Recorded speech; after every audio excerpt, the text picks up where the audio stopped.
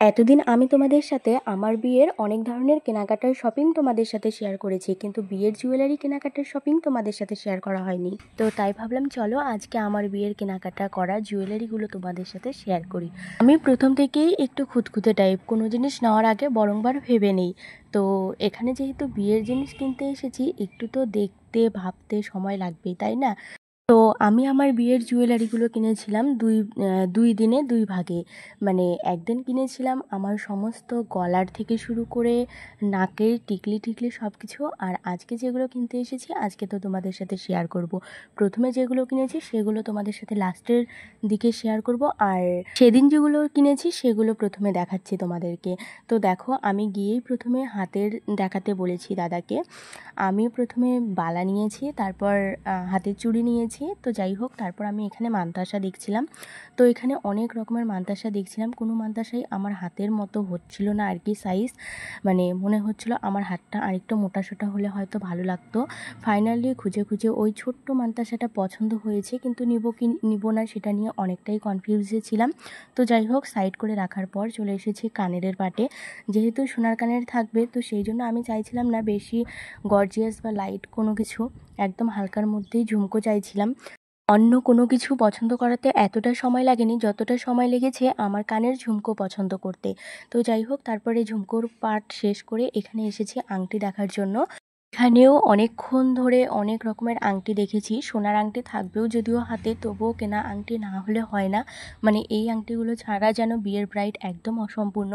তো যাই হোক, দেখো এখানে অনেক বেছে কুছে 3টা আংটি আমি পছন্দ করেছি। হ্যাঁ, বিয়ের শাড়ি, লেহেঙ্গা, ওড়না এগুলো সব কিছু দিনাটার বাইরে থেকে নিলেও আমি কিন্তু আমার বিয়ের জুয়েলারি একটাও দিনাটার বাইরে থেকে নিইনি। কারণ বিয়ের গয়না নিয়ে একদমই ভরসা পাচ্ছিলাম না কোন দোকানে ভালোভাবে দেখাবে বা কোন দোকানে ভালো কালেকশন পাবো। আমাদের দিনহাটাতেই যেহেতু মহামায়া কমপ্লেক্স মানে নিউ লেডিস কর্নার রয়েছে, আমি চোখ বন্ধ করে সেখানে বিশ্বাস করতে পারি, ভরসা করতে পারি যে সেখানে গেলে শুধু আমার নয় সবারই এক চান্সে জিনিস পছন্দ হয়ে যাবে। সেই কারণে আমি জুয়েলারি কেনার কথা আর অন্য কোথাও ভাবতেই পারি না। যখনই আমার যে কোনো জুয়েলারি প্রয়োজন হয় বা কোনো কিছু প্রয়োজন হয়, আমি এই দাদাদের দোকানেই আসি। তো যাই হোক, এখান থেকেই আমার বিয়ের সমস্ত কেনাকাটা করেছি জুয়েলারি। তো সেদিন আমি একটা টায়রা টিকলি নিয়েছিলাম। তো আজকে আমার মনে হচ্ছিল যে টায়রা টিকলিটা বিয়ের জন্য আর বাসি বিয়ের জন্য এইরকম টিকলি পরলে বেশ ভালো হয়। মানে 2 রকম লুক 2 দিন করতে চাইছি। তো সেই কারণে এই ধরনের টিকলি বেছে কুছে অনেক দেখছিলাম, দেখে ফাইনালি ওই টিকলিটা আমার পছন্দ হয়েছে, ওটা সাইড করে রেখেছিলাম। আর একটু আগেই যেহেতু তোমাদের বললাম আমি 2 পার্টের জিনিস নিয়েছি। তো প্রথম যেদিন আমি এসেছিলাম সেদিন আমার বান্ধবী সুরাইয়া এসেছিল আমার সাথে। যেহেতু বিয়েতে ও আর আমার বান্ধবী রানী এরা দুইজনই থাকবে আমার মেকআপ আর্টিস্ট। তো ওদের সাথে অনেক দিন ধরে ডিসকাস চলছিল আমার বিয়েতে কীরকম কী লুক হবে না হবে। তো যেমন লুক চেয়েছি সেই লুকের সাথে ম্যাচ করেই জিনিসপত্র কিনছিলাম। মানে মালা, কানের এগুলো, টিকলি, নথ, মানে যা যাবতীয় রয়েছে সব কিছু যে লুকটা ভেবে রেখেছি আমার জন্য, সেই লুকের জন্যই আর কি কেনা হয়েছে। আমি যে কোনো জিনিস কেনার সাথে স্যাক্রিফাইস করলেও আমার বিয়ের কেনাকাটাতে আমি কিন্তু একটা কোনো কিছুর সাথেও স্যাক্রিফাইস করিনি। বিয়ে ঠিক হওয়ার পর হাতে যেহেতু অনেকটা পরিমাণ সময় পেয়েছিলাম, তাই প্রতিটা সময় সুন্দর সুন্দর জিনিস নেওয়া, কোনো কিছু প্ল্যানিং করা সব কিছুতেই কাজে লাগিয়েছি। সব কিছু ভালো মতো আসতে দিলেও করার সুযোগ পেয়েছি। যেহেতু সবার জীবনে বিয়ে জিনিসটা একবারই হয়, আর বিয়ে জিনিসটা প্রত্যেকের জীবনে অনেক বেশি স্পেশাল।